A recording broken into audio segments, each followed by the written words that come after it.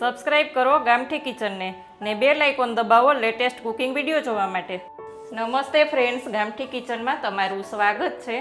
આજે આપણે વિસરાઈ ગયેલી વાનગી એટલે કે એનામાં એક આવેલી છે તલધારી લાપસી.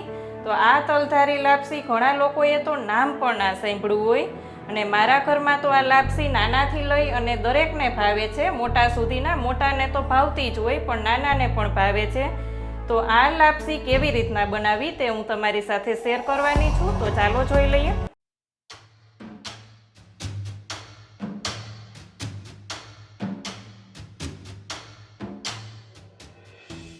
તલધારી લાપસી બનાવવા માટે ભાખરીનો લોટ, જે જાડો લોટ હોય ભાખરીમાં યુઝ કરતા હોય તે ઘઉંનો જાડો લોટ મેં લીધો છે 1 બાઉલ. પરફેક્ટ માપ બતાવી શકું એટલે મેં બધા જ બાઉલ ભરી લીધા છે.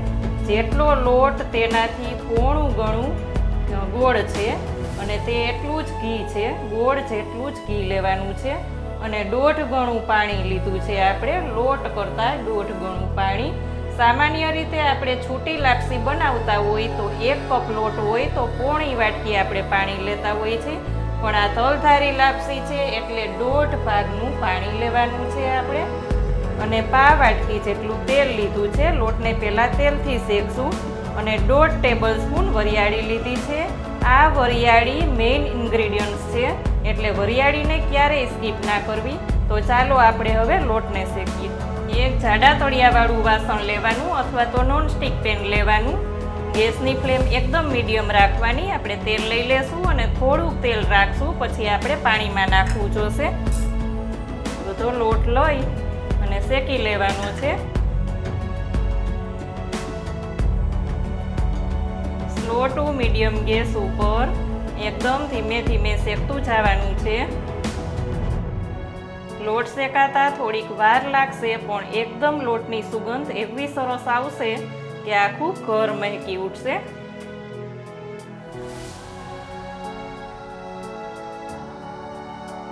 સતત ચલાવતા જવાનું અને લોટ શેકતા જવાનું.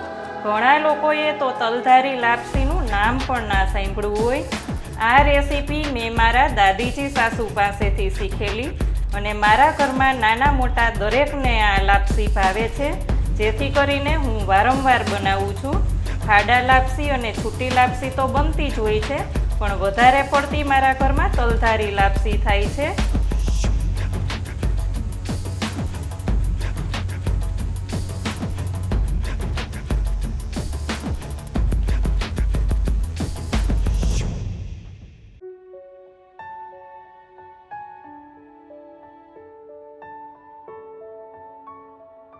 હવે આપણો લોટ એકદમ સરસ શેકાઈ ગયો છે. સુગંધ પણ સરસ આવવા લાગી છે.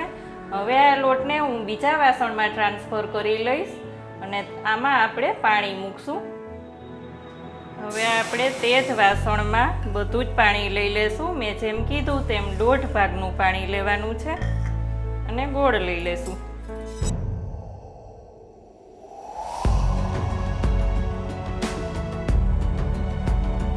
ગેસની ફ્લેમ હાઈ રાખી અને બધો જ ગોળ ઓગાળી લેશું.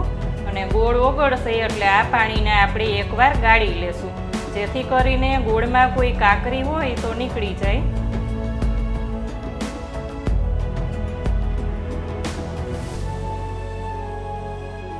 બધો ગોળ ઓગળી ગયો છે. હવે આ પાણીને હું ગાળી લઈશ. ગોળનું પાણી આપણે ગાળી લીધું છે. હવે આપણે તેમાં વરિયાળી નાખશું. 1 ટેબલ સ્પૂનથી પણ થોડીક વધારે વરિયાળી લઈ લેશું, કારણ કે આમાં વરિયાળીનો ટેસ્ટ ખૂબ જ સરસ લાગશે. પાણી ઉકળે ત્યાં સુધીમાં આપણે થાળીને ઘીથી ગ્રીસ કરી લેવાની છે. પાણી સરસ આપણું ઉકળી ગયું છે, બબલ્સ આવવા માંડ્યા છે. હવે આપણે થોડુંક વધારાનું તેલ બાકી રાખ્યું હતું, 1 થી 1.5 ટેબલ સ્પૂન જેટલું છે તે લઈ લેશું. બધું મિક્સ કરી અને ગેસની ફ્લેમ એકદમ સ્લો કરી દેશું અને આપણે શેકેલો લોટ નાખશું. આ શેકેલો લોટ ચારે બાજુ નાખી અને પછી તરત જ હલાવવાનું નથી. એમાં આપણે વેલણથી થોડા થોડા ખાડા કરી દેશું.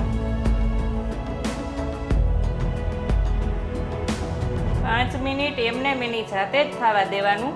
પછી ધીમે ધીમે એકદમ હળવા હાથે ફેરવતું જવાનું.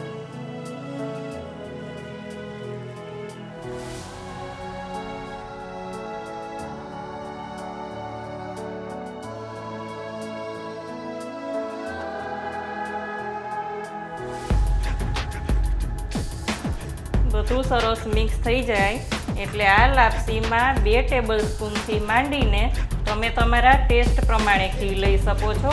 આમાં ઘીનો ટેસ્ટ ખૂબ જ સારો લાગશે એટલે તમારે જેટલું લેવું હોય તેટલું આમાં લઈ શકો છો. આનું કોઈ ચોક્કસ માપ નથી.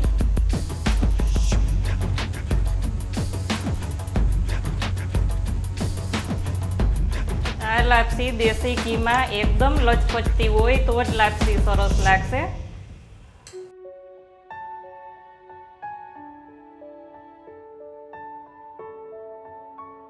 હવે આપણી લાપસી તૈયાર છે. તેને ઘીથી ગ્રીસ કરેલી એક થાળીમાં લઈ લેશું. થાળીમાં લઈ અને એને સેટ કરી દેવાની. આ લાપસીના થોડા જાડા પીસ જ રાખવાના એટલે ખૂબ જ સરસ લાગશે. થોડીક ઠંડી થશે એટલે તેના કાપા પાડી અને ટેફલી જેવું સરસ બની જશે. આને આપણે ઉપરથી વરિયાળી નાખશું. ગાર્નિશિંગનું પણ કામ કરશે અને ટેસ્ટમાં પણ વધારશે. ફ્રેન્ડ્સ, તમે ક્યારેય ના બનાવી હોય તલધારી લાપસી તો ચોક્કસ બનાવજો અને કોમેન્ટ કરી અને તમારા અનુભવો મારી સાથે ચોક્કસ શેર કરજો. રેસીપી સારી લાગે તો વિડીયોને લાઈક ને શેર કરજો. ચેનલમાં નવા હોય તો સબસ્ક્રાઈબ કરીને બેલ આઇકોન દબાવજો. આવજો ફ્રેન્ડ્સ.